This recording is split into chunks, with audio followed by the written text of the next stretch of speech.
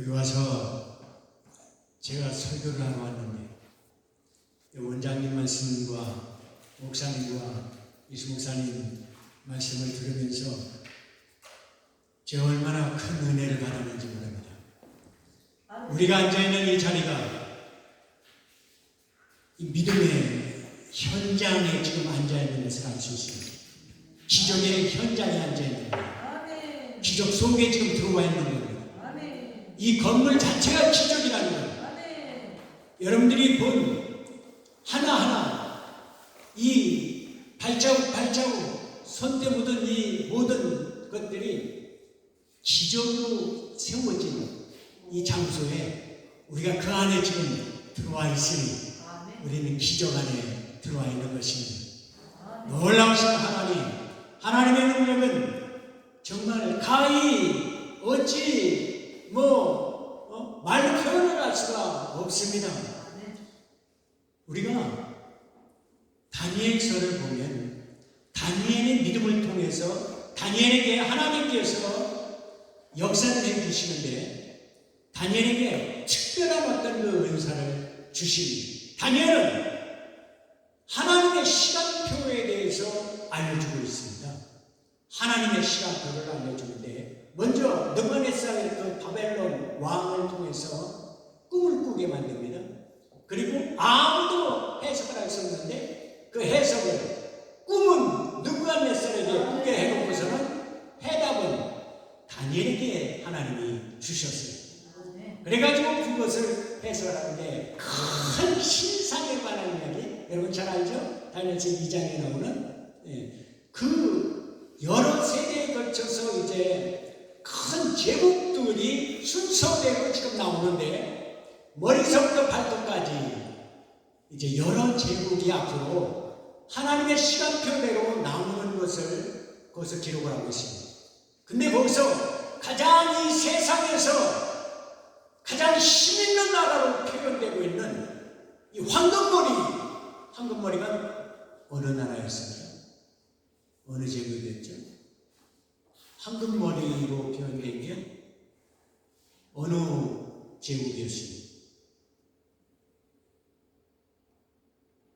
그 다음 아래는 은이고 그 다음 이 허벅지는 동이고 종아리는 철이고 그 다음에 진흙과 철로 이렇게 되는데 이 황금머리는 가장 이 세상 제국의 가장 힘있는 제국으로 표현된 그 황금머리는 바벨론이었습니다.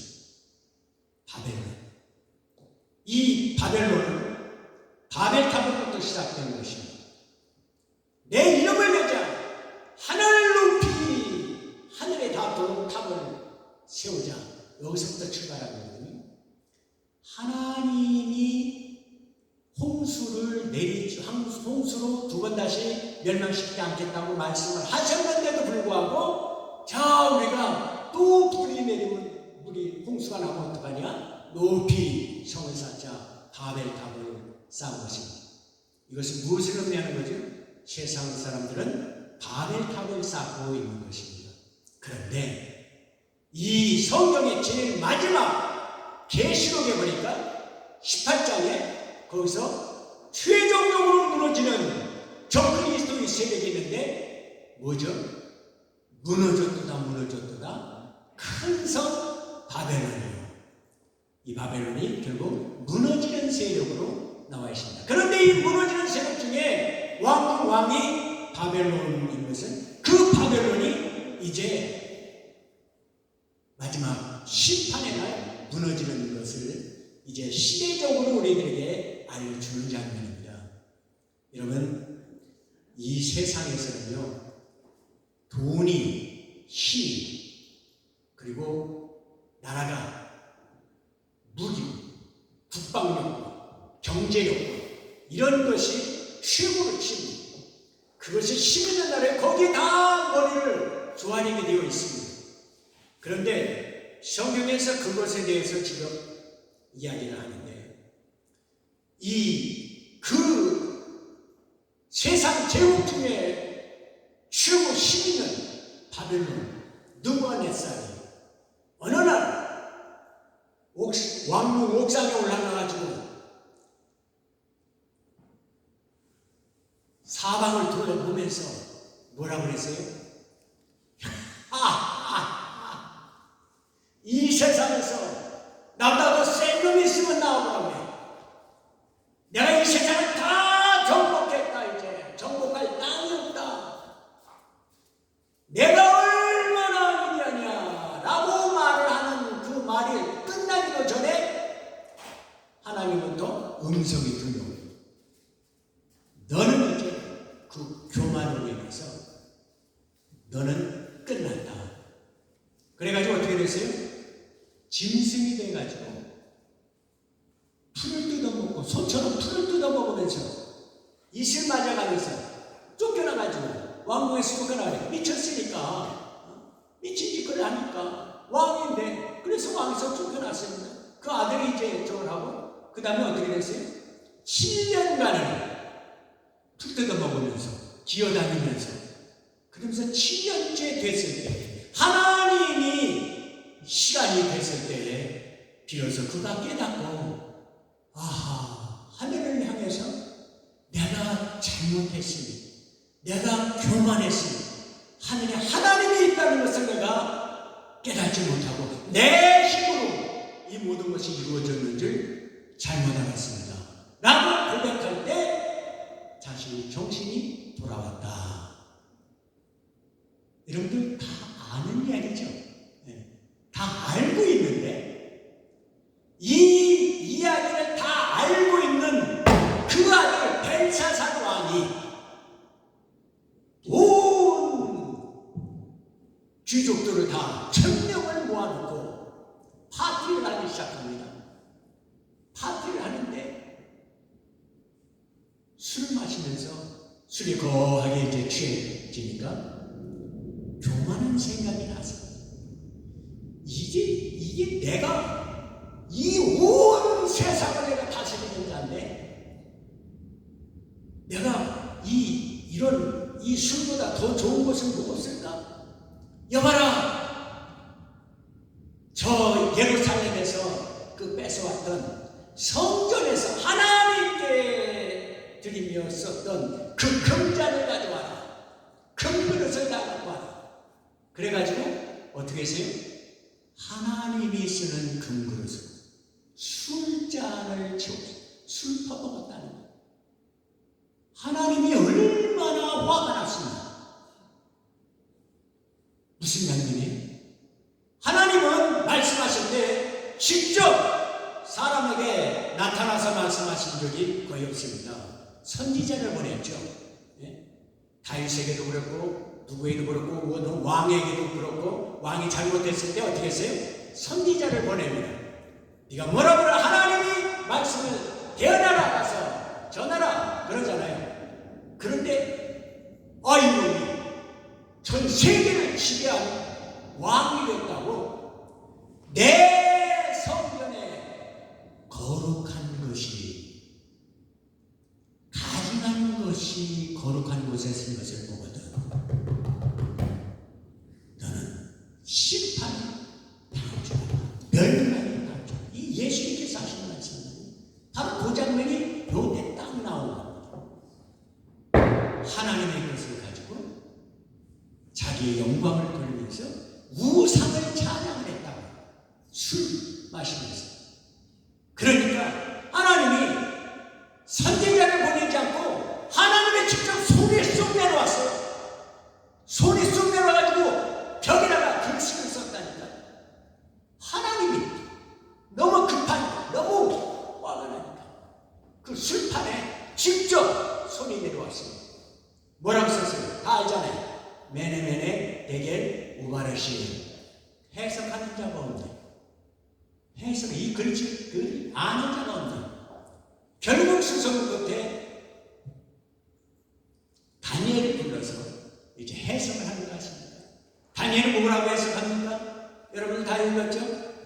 왕이시여, 왕의 아버지 득반메살을 그렇게 하나님을 무시하고 교만 떨다가 그 일을 당한 것을 알면서도 그 아들된 당신이 또 교만해서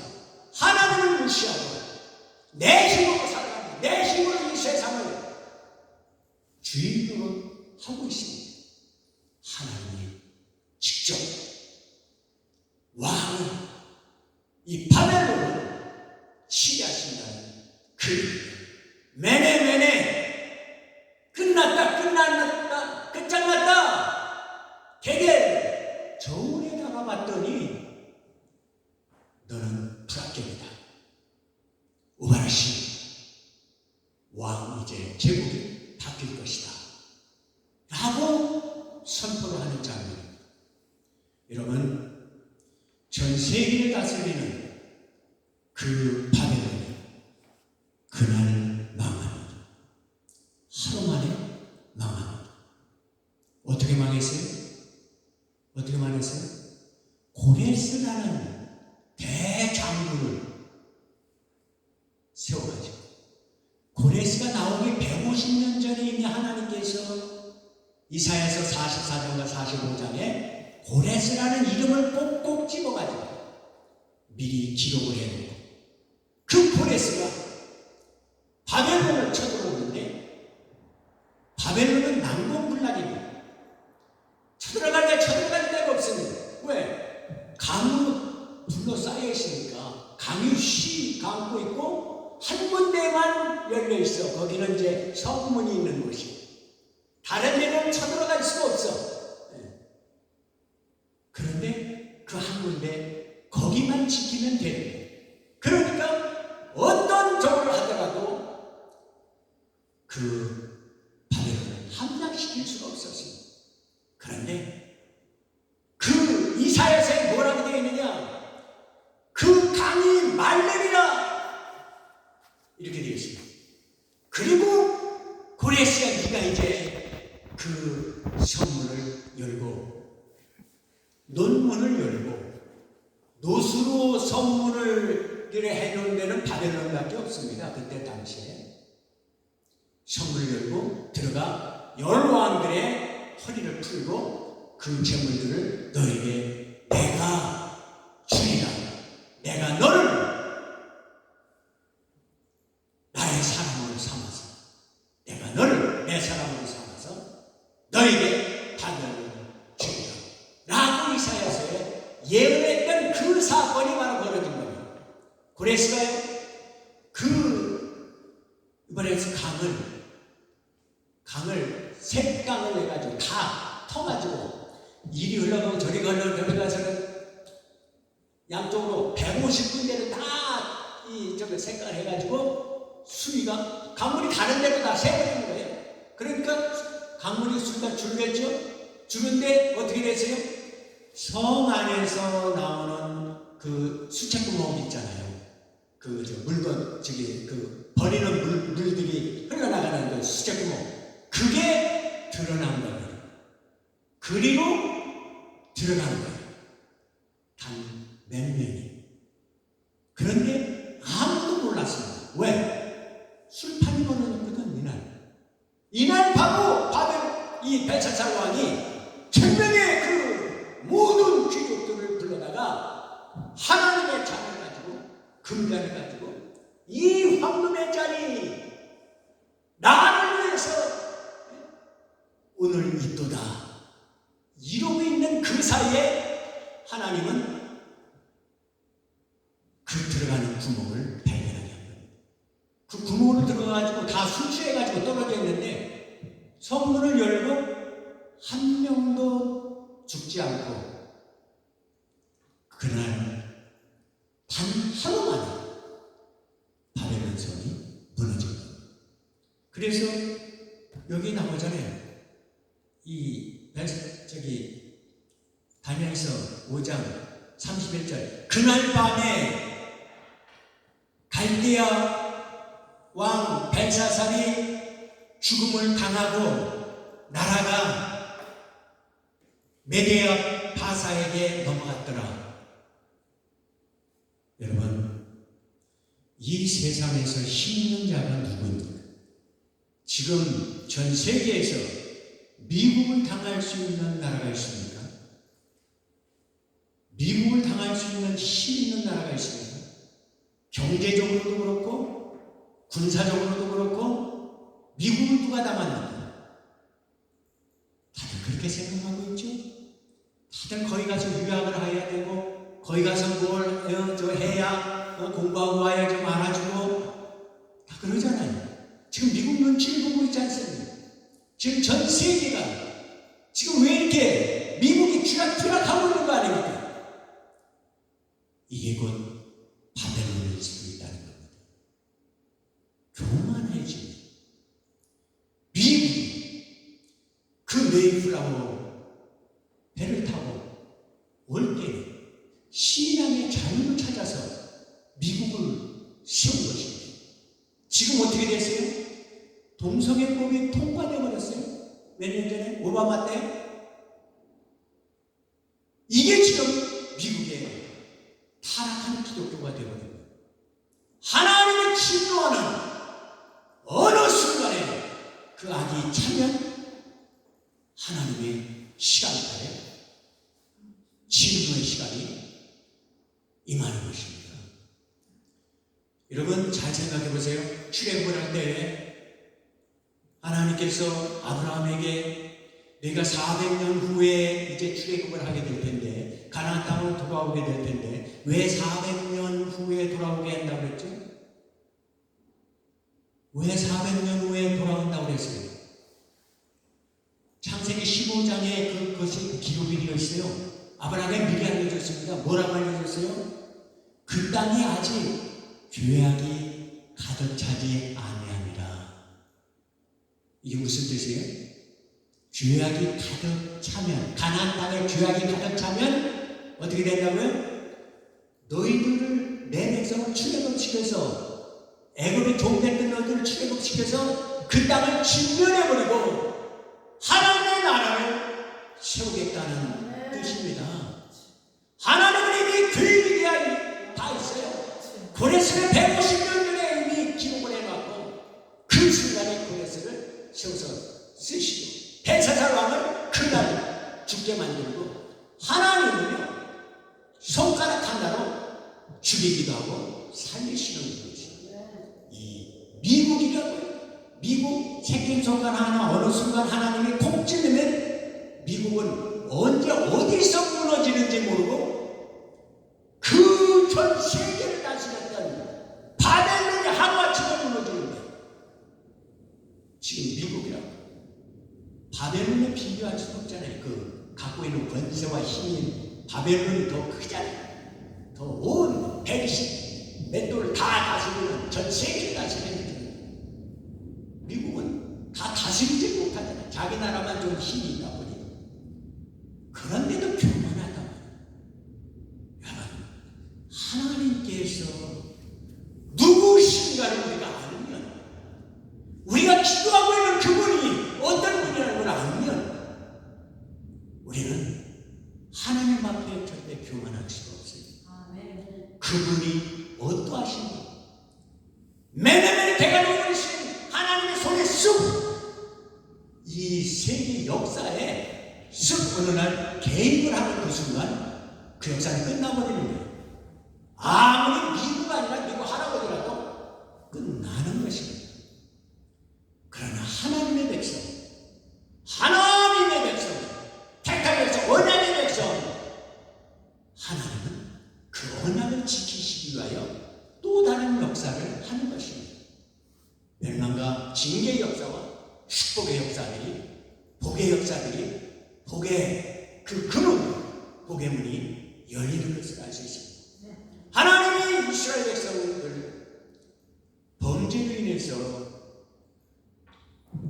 70년간 포로 생활을 했을지라도 하나님께서는 그 백성을 잊지 아니하시고 언약을 하시고 선지자들을 통해서 약속했던 그것을 이루시기 위하여 고레스를 통해서 이렇게 바벨론을 무너뜨리게 한 것 같이 또다시 로마에게 무너져서 전 세계로 흩어졌던 그 이스라엘 백성들을 어떻게 한다고요? 다시 하나님의 나라를 세우는 것을 모범을 다시 보이는 역사가 나타납니다.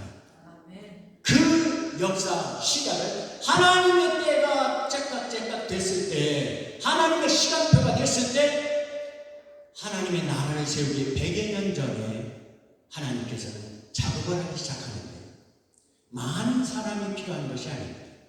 믿음의 사람 하나를 택하시고 믿음의 사람 하나를 가지고 하나님은 나라를 세우시고 나라를 무너뜨리기도 하고 하루아침에 나라를 세우기도 하시는 그 역사가 성경에 기록되어 있습니다. 여러분, 세계에 흩어져 가지고 게토라는 지역에 이스라엘 유대인들은요 다른 데 살 수가 없어요. 땅을 살 수도 없고 그냥 조그만 그 지역 안에서만 살 수 있도록 허락을 해주는 거예요. 프랑크푸르트에 있던 그 게토 지역에 한 사람이 있었습니다. 기도를 많이 하는 사람이 로스차일드라는 사람이 있었습니다. 이 사람이 뭐 하는 사람이냐? 농마주입니다. 우리 노래로 엿장수입니다. 엿판 저걸 하고 강냉이 엿 가지고 다니면서 찌그러진 양재기 뭐 저런 거 이런 것들하고 엿 바꿔주는 저거. 왜? 땅이 없으니까 농사를 지을 수 없으니까 장사하는 것 이것밖에 할 수 있는 게 없으니까 그들에게 주어진 저리. 그러니까 그것을 가지고 이제 하다 보면 귀중품이 나오는 경우가 있어요. 애들이 모르고 집에서 그 저런 대대로 내려오던 무슨 그림이라든가 대대로 내려오던 무슨 그 항아리라든가 이런 것들이 그냥 모르고 늘 그 저기 구석대기 밖에 있는 이런 거 모르고 옆바꿔 먹으려고 들고 나오는 수가 있거든요. 그런데 유대인들은 늘 하나님의 말씀을 암송하고 그러는 백성이라 공부하고 있는 저거기 때문에 그 지혜를 주어가지고 그 물건이 보면 유대인들은 이 물건은 어느 물건 가치가 있는 저거를 압니다. 그래서 그거는 그런 것들이 나오면 얼른 몇 바꿔 몇 주고 그 다음에 그 물건을 가지고 가서 비싸게 팔 수 있는 그 사람을 찾아갑니다. 그때 당시 프랑크푸르트에 가장 큰 부자가 있었는데 빌헬름 9세입니다. 엄청난 부자입니다. 뭘로 돈 벌었느냐? 이 전쟁이 있을 때마다 용병장사를 해가지고 스위스에 있는 이 남자들, 이 군인들 저걸 해가지고 용병 팔아먹고 저걸 하고 이런 저걸 해가지고 돈을 엄청나게 벌었습니다. 그런데 그 사람이 돈이 많으니까 가서 이제 이 백장님 이러는 무슨 백장님 이번에 제가 귀한 것을 하나 발견했습니다. 그러면서 싹 도자기 같은 거 하나 저기서 이게 루이 17세 때 이게 썼던 그 저건데 뭐 그러면서 자 그러면 진짜네. 그러면서 비싸게 이제 거래를 하는 바로 그 사람이 있었습니다. 그래서 빌헬름 9세하고 이 로스차일드하고는 아주 친한 사이였었는데 어느 날 하나님이 그 한 사람을 통해서 그 기도하는 사람 언제 하나님 이 나라를 회복시켜 주시겠습니까? 언제 다시 이스라엘 가나안 땅에 언제 한번 들어갈 수 있도록 이 민족이 다시 회복시켜 주시겠습니까? 그 눈물로 기도하며 밤새도록 기도하는 그에게 하나님이 기회를 주시는 것입니다. 어느 날 나폴레옹이라는 아주 영웅이 나와가지고 동서남북을 다 점령을 하고 다니는데 어느 날 프랑크푸르트도 쳐들어온 겁니다. 갑자기 준비도 없었는데 선전 허구도 없이 그냥 쳐들어와 버린 거예요. 그러니까 어떻게 됐어요? 우리 6.25 때 생각해보세요. 상상해보세요. 6.25 때 갑자기 쳐들어왔어요. 그러면 어떻게 해야 돼요? 피난 가잖아요. 은근 폐물 뭐 이런 것들만 다 싸가지고 저기 피난 가잖아요. 근데 뭐 옛날 귀중한 저기 박물관에 들어갈 만한 그 그림이라든가 고서라든가 뭐 이런 거 큰 물건들은 옮길 수가 없잖아요. 그거 갖고 어떻게 먼저 도망가야 목숨부터 살아야 되잖아요. 그런데 빌헬름 9세는 이게 연합군에게 이 용병장사를 하던 자라 프랑스 군인이 들어오면 제일 먼저 죽어야 될 저거예요. 그러니까 제일 먼저 튀어야 돼. 도망가야 돼. 그런데 너무 이거 어떻게 그동안에 모아놓은 이 창고에 있는 이 보물도 흘리고 어떡하느냐고 전부들 갑자기 나라가 망하게 생기는데 도망가야 되는데 이걸 어떻게 해? 그때 이 로스차일드를 찾아옵니다. 너에게 비밀 창고가 있는 걸 내가 안다. 네가 나를 데려가서 보여주고 그러던 있지 않느냐. 거기다가 내 것을 좀 보관해두고 그리고 이거를 좀 뺏기지 않도록 네가 잘 좀 저걸 해두고 그러면서 전 재산 브라더버리 때가 최고 가는 그 재산과 그 재물을 다 로스차일드 지하 창고에다가 거기다 다 집어넣습니다. 그리고서는 도망가 버립니다. 그리고 프랑스군이 쳐들어옵니다. 나폴레옹이 쳐들어옵니다. 그리고서 그 다음에 무슨 일이 벌어졌어요? 그 다음에 러시아를 이제 침공을 하려고 러시아를 침공해서 이 나폴레옹이 러시아를 침공합니다. 다들 러시아는 안 됩니다. 러시아는 조심해야 됩니다. 쉽게 이런 나라들처럼 점령되는 나라가 아닙니다. 라고 했음에도 불구하고 그때 나폴레옹이 한 유명한 말이 있습니다. 뭐라고 했어요?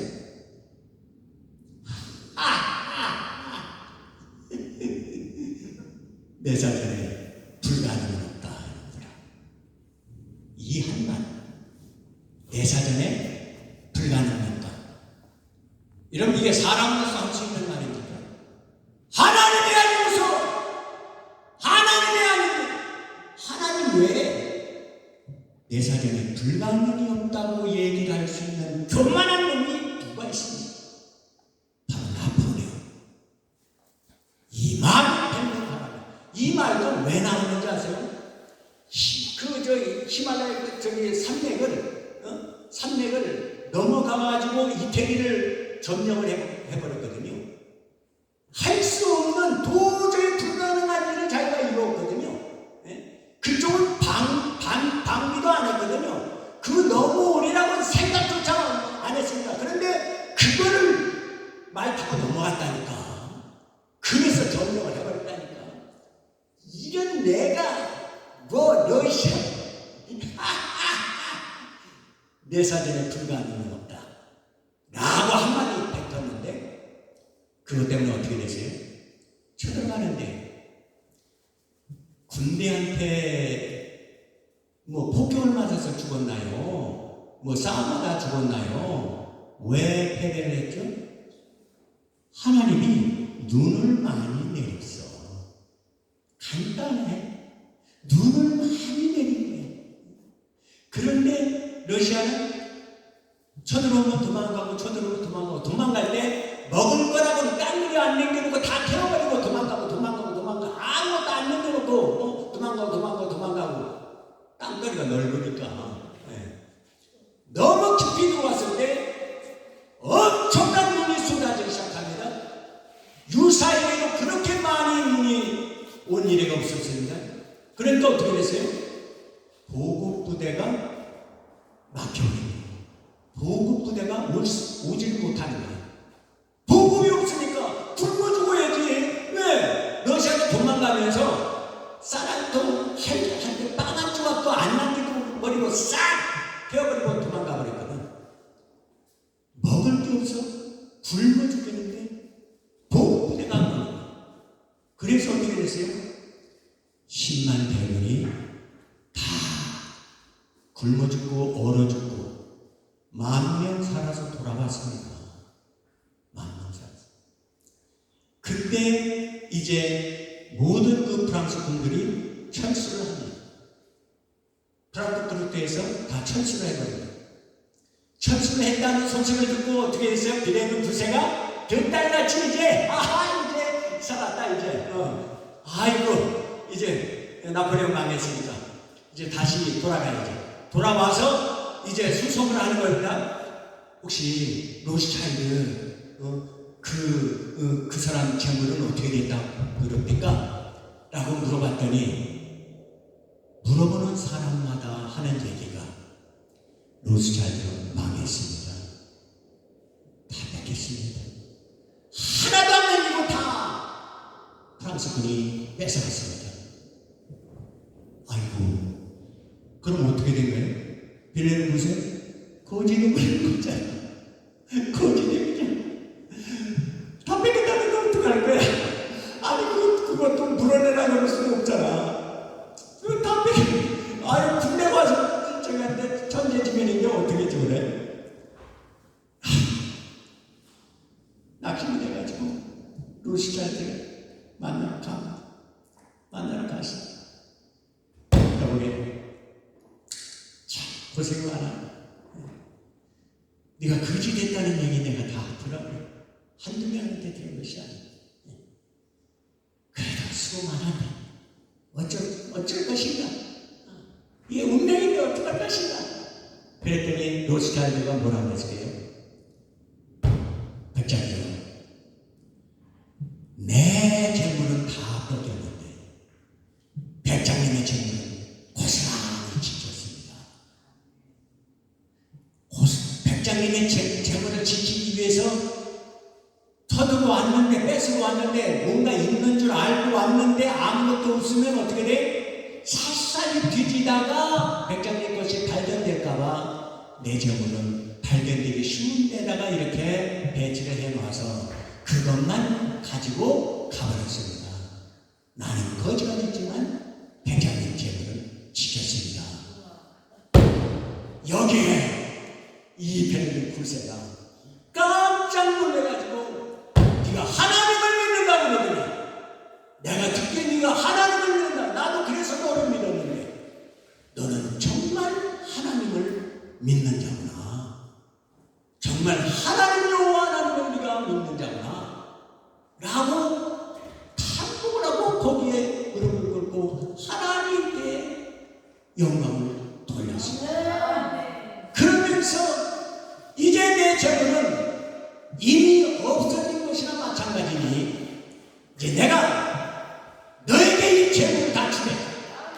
그런데 빌려주는데 이 재물을 관리할 수 있는 권세를 너한테 주겠다.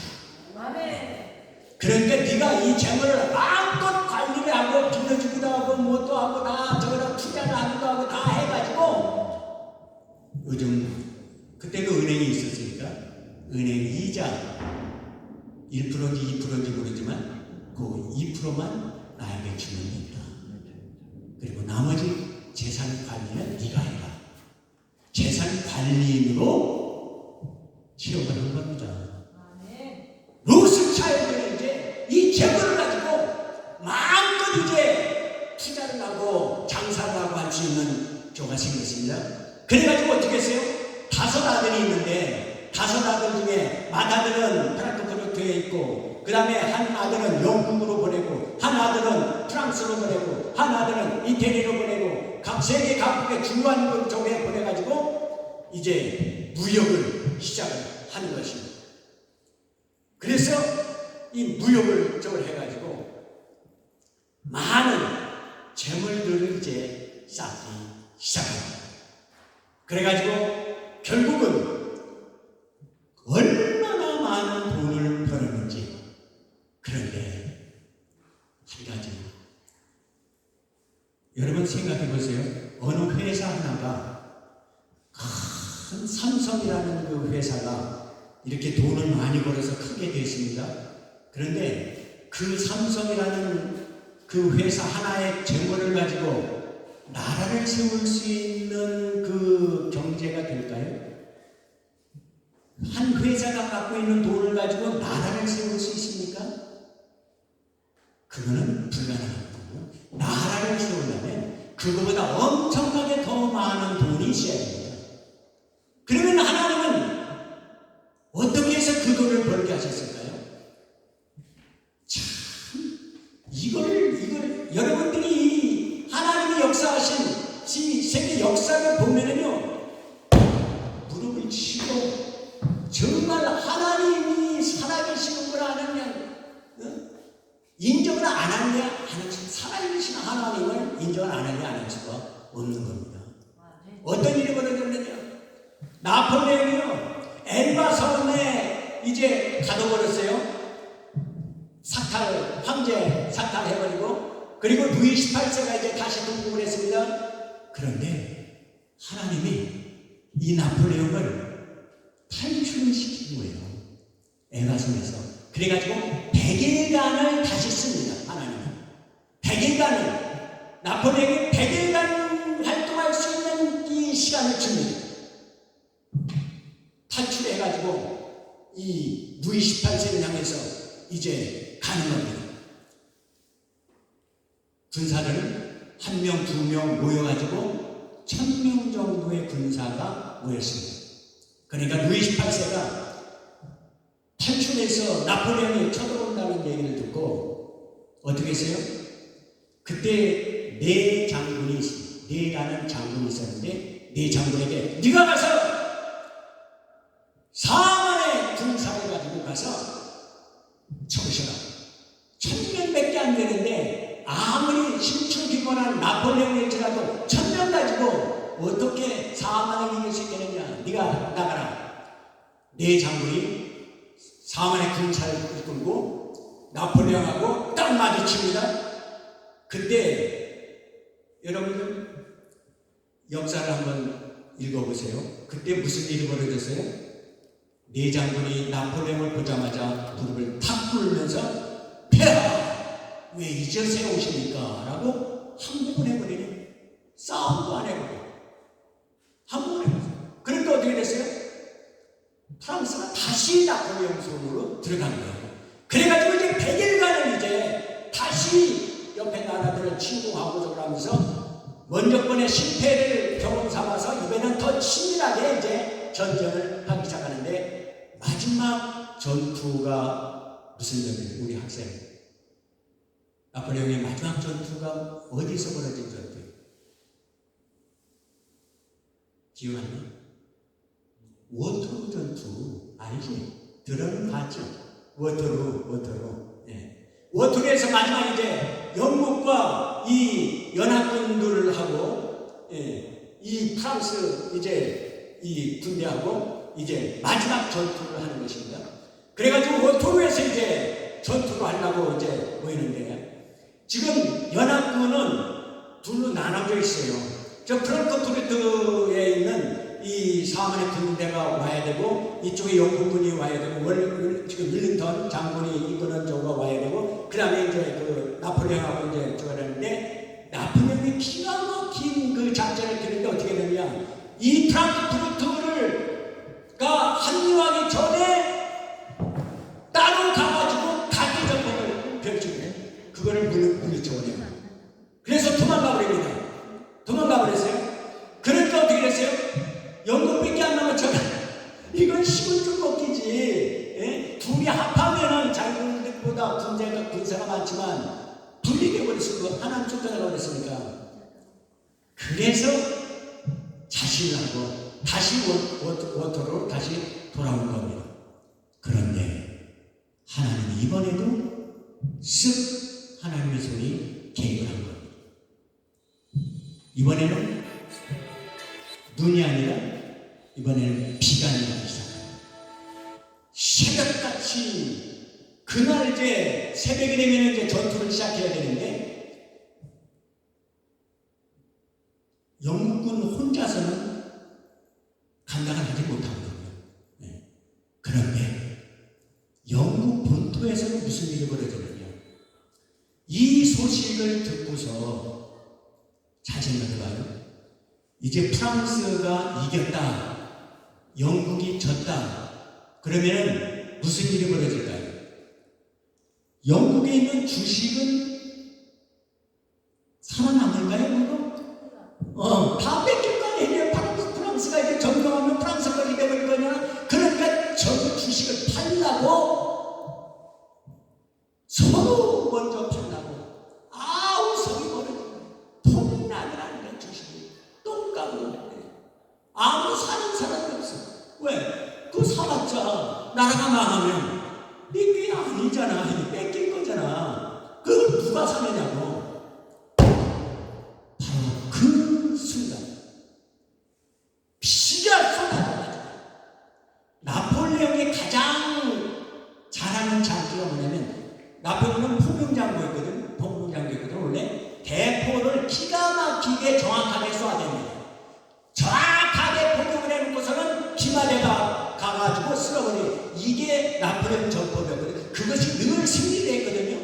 그런데 이게 늦게 와가지고 비가 쏟아지니까 아니 그때는 비가 안 쏟아졌었지. 너무 어두우니까 밤에 도착을 했으니까 밝으면 이 포대를 설치하려고 잤습니다.